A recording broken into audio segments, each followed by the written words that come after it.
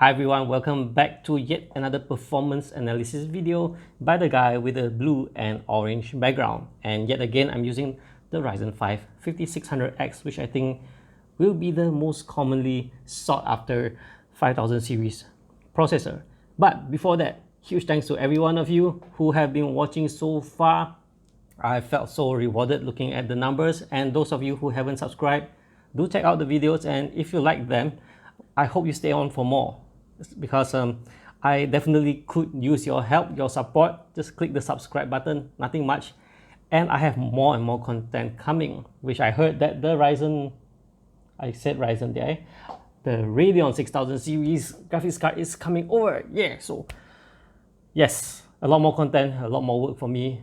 Well, hope you guys will stay on as I do my best with my limited knowledge to try to bring as much information as I can to the table. Now, this one is yet another comparison. In this video, I will be comparing the performance gains I get over 6 settings. Yes, 6 settings. Now, if you realize my benchmark so far, I do not have the one using 3200 MHz CL16.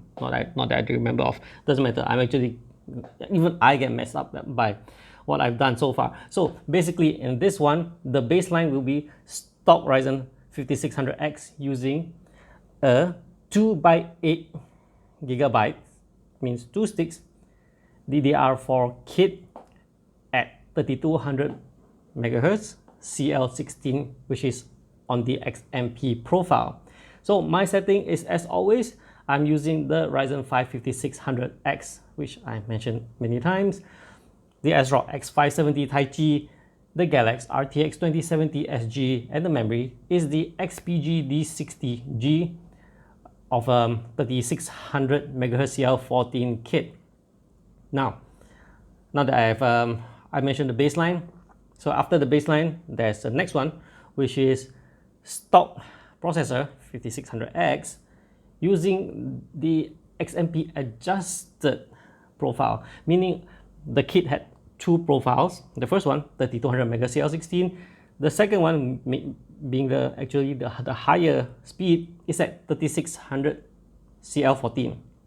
And I loaded that one, and I switched the speed to 3733. And that's what I've been running so far. I'm not changing the numbers, but 3733 CL14 and 3600 CL14, the performance difference is practically none. So you can look at that as a representation of that. I'm not changing the numbers 3733 because this is just to be honest to you on what I would say to be transparent on what I use. Even though the number is negligible, I could say it's a 3600, but I'd rather say what I use and then explain to you that the performance is negligible, so you can assume that the 3733 works like 3600, both on the CL14.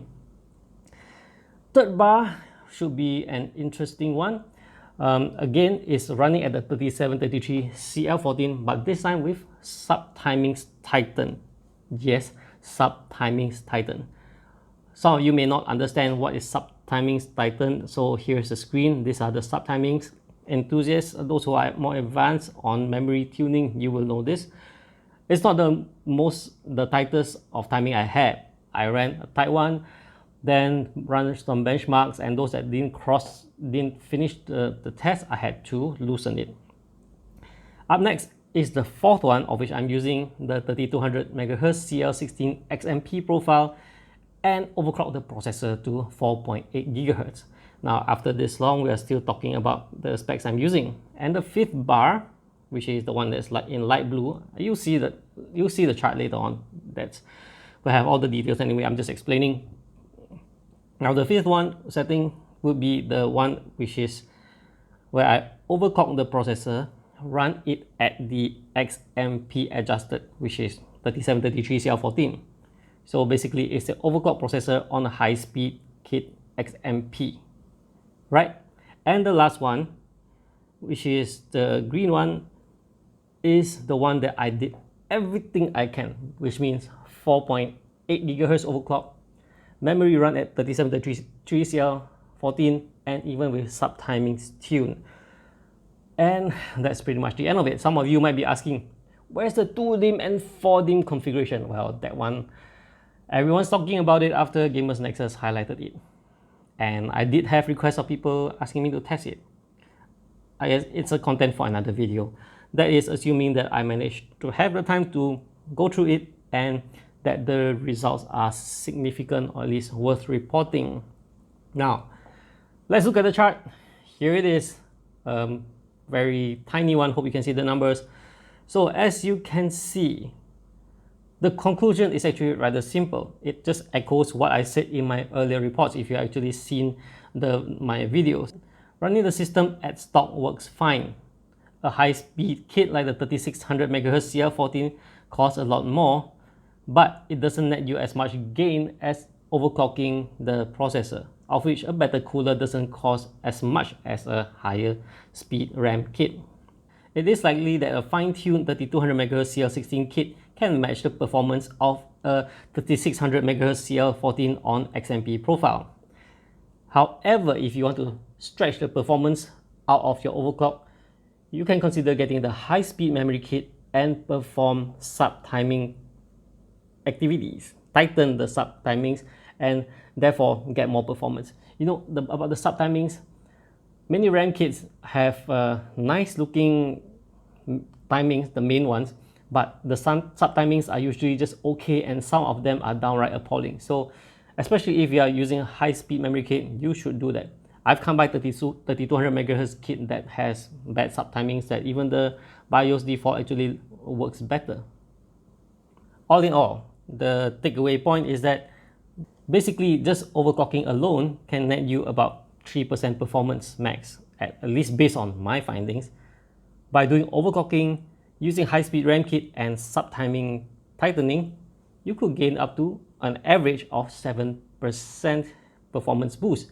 However, bear in mind that this varies depending on the game title. For example, in Metro Exodus, there's practically no gains, at least on my setup, RTX 3070, let me remind you that. And then on Far Cry 5, the gains is up to 18%. So it depends on the game title. And if you're using a higher end card like the RTX 3080, who knows, the performance gains could actually be more. Bear in mind that this is sharing based on my settings. Your settings can vary. There's even maybe a month down the road where the BIOS change, Windows change, and everything else change, we could totally see a different performance. Even NVIDIA drivers, they can affect too. So, all right, that's it for this one. No recording to display all this because it's just unnecessary. The chart is sufficient for now. But I do hope you enjoyed this content, and if you like to see more of this kind of content, hope you can support me by clicking on the subscribe button, and of course hit the notification bell because I can't wait to test the, I want to say Ryzen again, the Radeon 6000 series. It's coming. All right, see you guys in the next one. Bye bye.